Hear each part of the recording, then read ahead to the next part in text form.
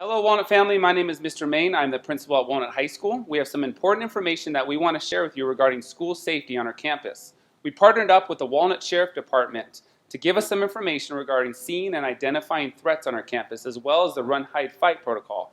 Please watch the following video and use this to make our campus a safe place. Communicate, work with security, work with admin, work with your teachers and counselors to make sure that we're doing everything possible to make this a safe place on campus. Thank you.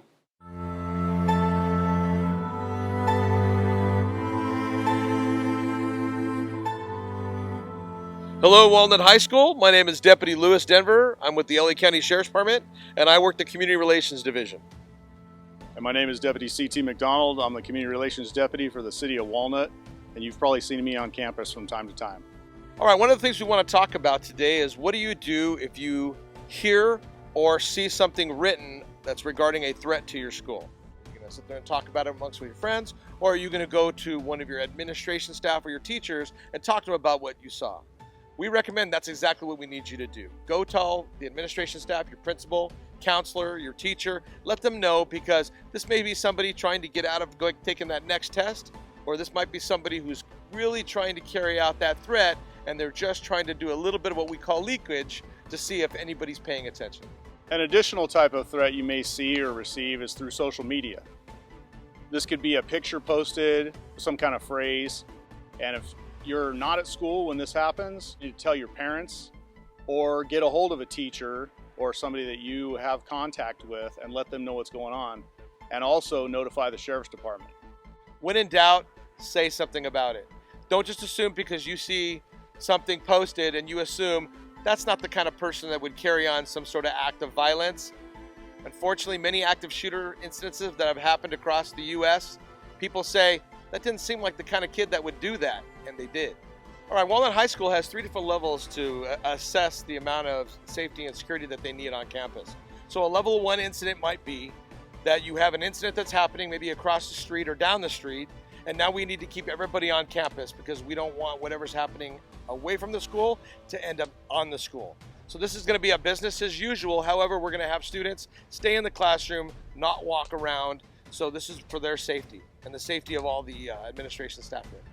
And the second type is a level 2, which could mean somebody came on campus, a suspicious person, but there's no direct threat, but that person is not wanted on that campus. So the school would initiate what is called a level 2 lockdown, where everybody stays in their rooms and nobody moves around until it's discovered what that person is doing. Our last stage is going to be our stage 3, and this is going to be where somebody is coming on campus and their intent and goal is to inflict harm upon the people that are on this campus. That is going to be the one that we are going to initiate.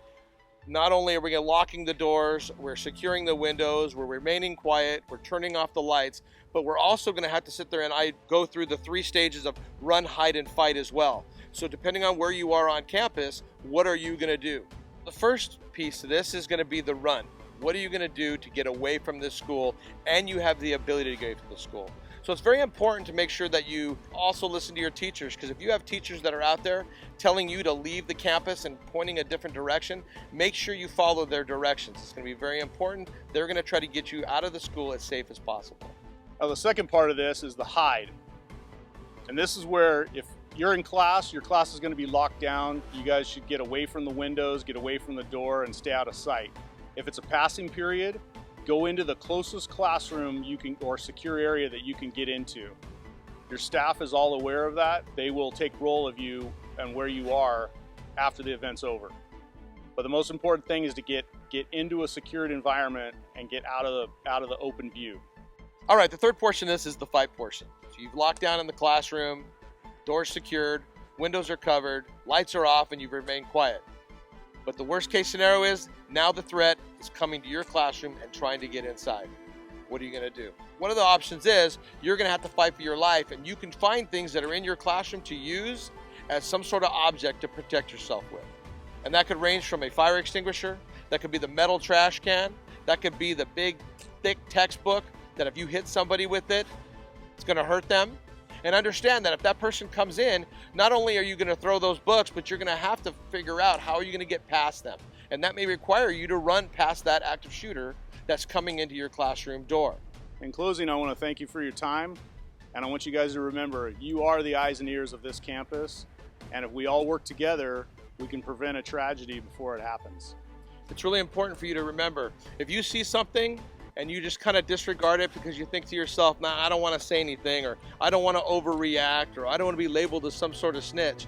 And so we're hoping that you realize now the importance of this, and then now it's time for all of us together, the Sheriff's Department, school administration, and all the students, to take care of each other and make sure we're all safe.